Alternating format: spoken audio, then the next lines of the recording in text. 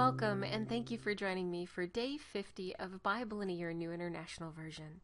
Today we'll be going over Numbers 33, 34, 35, and 36. Numbers 33.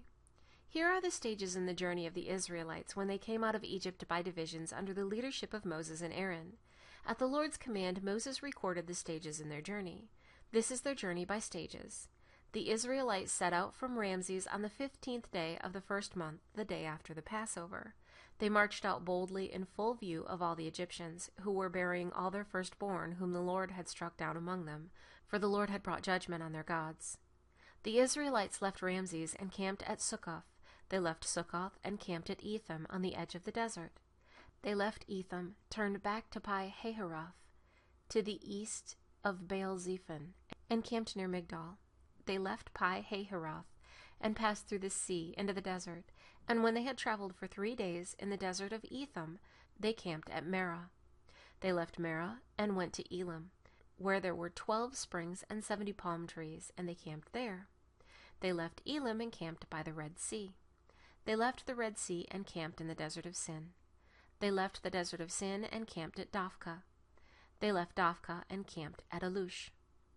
They left Alush and camped at Rephidim, where there was no water for the people to drink. They left Rephidim and camped in the desert of Sinai.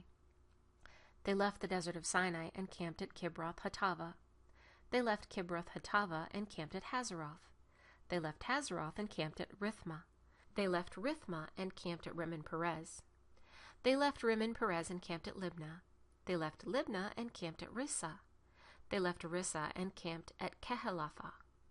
They left Kehelatha and camped at Mount Shepher. They left Mount Shepher and camped at Heradah. They left Heradah and camped at Machiloth. They left Machiloth and camped at Tahath. They left Tahath and camped at Terah. They left Terah and camped at Mithkah. They left Mithkah and camped at Hashmanah. They left Hashmanah and camped at Moseroth. They left Moseroth and camped at Bene-Jacan. They left Bene-Jacan and camped at Hor-Haggidgad. They left Hor-Haggidgad and camped at Jotbathah. They left Jotbathah and camped at Abranah. They left Abranah and camped at Ezion-Geber. They left Ezion-Geber and camped at Kadesh in the desert of Zin. They left Kadesh and camped at Mount Hor on the border of Edom. At the Lord's command, Aaron the priest went up Mount Hor, where he died on the first day of the 5th month of the 40th year after the Israelites came out of Egypt. Aaron was 123 years old when he died on Mount Hor. The Canaanite king of Arad, who lived in the Negev of Canaan, heard that the Israelites were coming. They left Mount Hor and camped at Zalmanah. They left Zalmanah and camped at Punon. They left Punon and camped at Oboth. They left Oboth and camped at Ai-Abarim on the border of Moab. They left Aim and camped at Dibon-Gad. They left Dibon-Gad and camped at Almon-Diblathaim. They left Almon-Diblathaim and camped in the mountains of Abarim near Nebo. They left the mountains of Abarim and camped on the plains of Moab by the Jordan across from Jericho. There on the plains of Moab they camped along the Jordan from Beth-Jeshemoth to Abel-Shittim. On the plains of Moab, by the Jordan across from Jericho, the Lord said to Moses, "Speak to the Israelites and say to them, when you cross the Jordan into Canaan, drive out all the inhabitants of the land before you. Destroy all their carved images and their cast idols and demolish all their high places. Take possession of the land and settle in it, for I have given you the land to possess.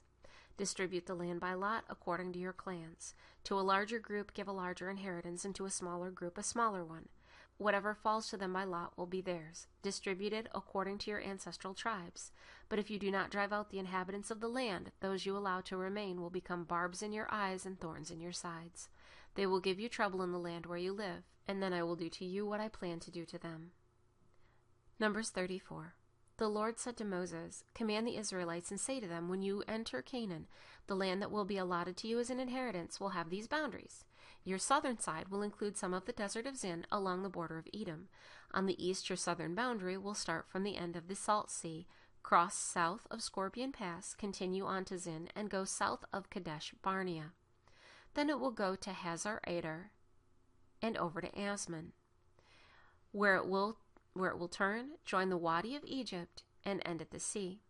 Your western boundary will be the coast of the Great Sea, This will be your boundary on the west. For your northern boundary, run a line from the Great Sea to Mount Hor, and from Mount Hor to Lebo-Hamath. Then the boundary will go to Zedad, continue to Ziphron, and end in Hazar-Enan. This will be your boundary on the north. For your eastern boundary, run a line from Hazar-Enan to Shepham. The boundary will go down from Shepham to Riblah, on the east side of Ain, and continue along the slopes east of the Sea of Kinnereth. Then the boundary will go down along the Jordan and end at the Salt Sea. This will be your land and its boundaries on every side. Moses commanded the Israelites, assign this land by lot as an inheritance. The Lord has ordered that it be given to the 9.5 tribes.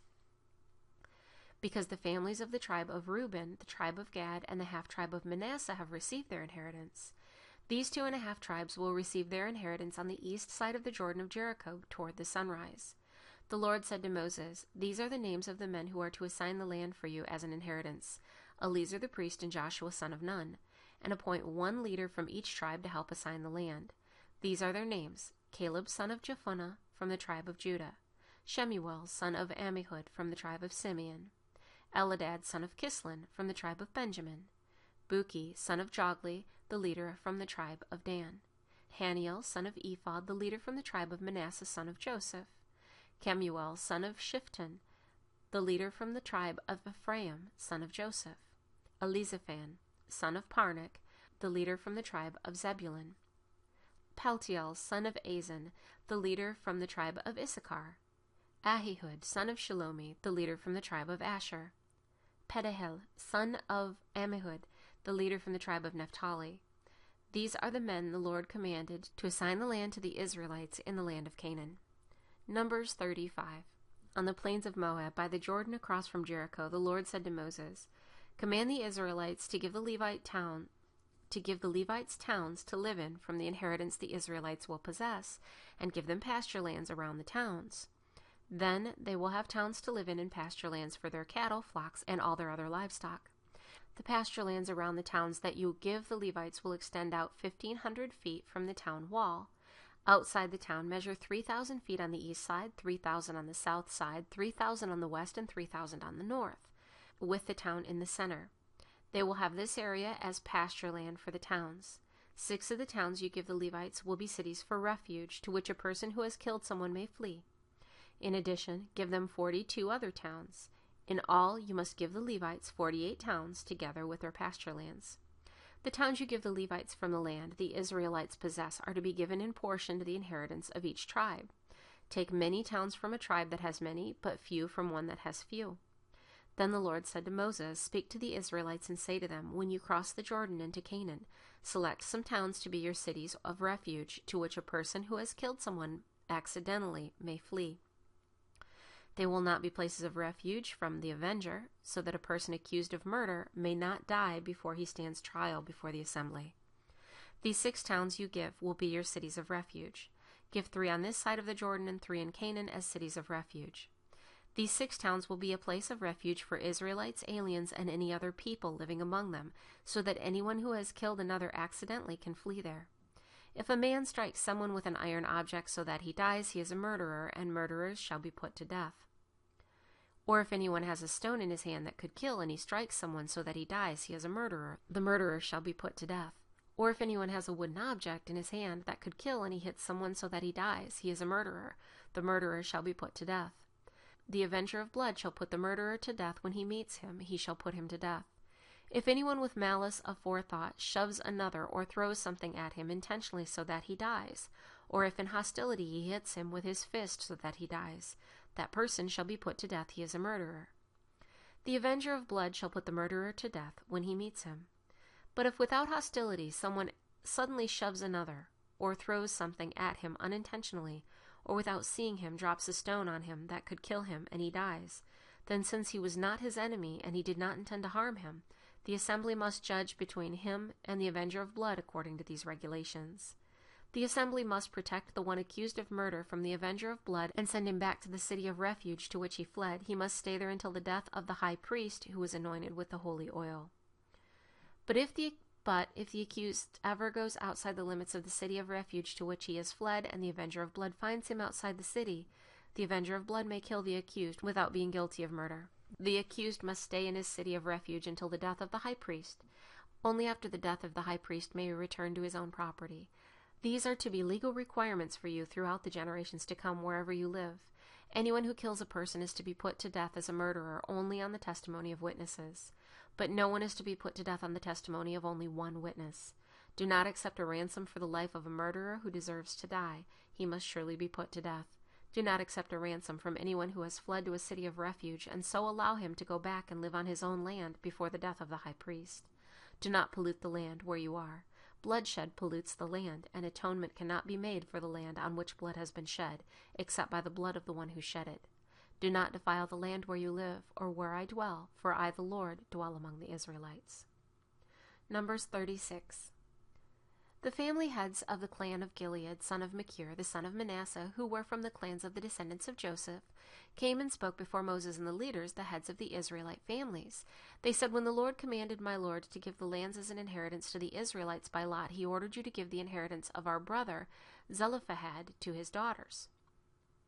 Now suppose they marry men from other Israelite tribes, then their inheritance will be taken from our ancestral inheritance and added to that of the tribe they marry into, and so part of the inheritance allotted to us will be taken away. When the year of Jubilee for the Israelite comes, their inheritance will be added to that of the tribe into which they marry, and their property will be taken from the tribal inheritance of our forefathers." Then at the Lord's command, Moses gave this order to the Israelites. What the tribe of the descendants of Joseph is saying is right. This is what the Lord commands for Zelophehad's daughters. They may marry anyone they please, as long as they marry within the tribal clan of their father. No inheritance in Israel is to pass from tribe to tribe, for every Israelite shall keep the tribal land inherited from his forefathers. Every daughter who inherits land in any Israelite tribe must marry someone in her father's tribal clan, so that every Israelite will possess the inheritance of his fathers. No inheritance may pass from tribe to tribe, for each Israelite tribe is to keep the land it inherits. So Zelophehad's daughters did as the Lord commanded Moses. Zelophehad's daughters, Mahlah, Tirzah, Hoglah, Milcah, and Noah, married their cousins on their father's side. They married within the clans of the descendants of Manasseh, son of Joseph, and their inheritance remained in their father's clan and tribe. These are the commands and regulations the Lord gave through Moses to the Israelites on the plains of Moab by the Jordan across from Jericho. Thank you for joining me for Day 50 of Bible in a Year New International Version. I look forward to seeing you tomorrow for Day 51.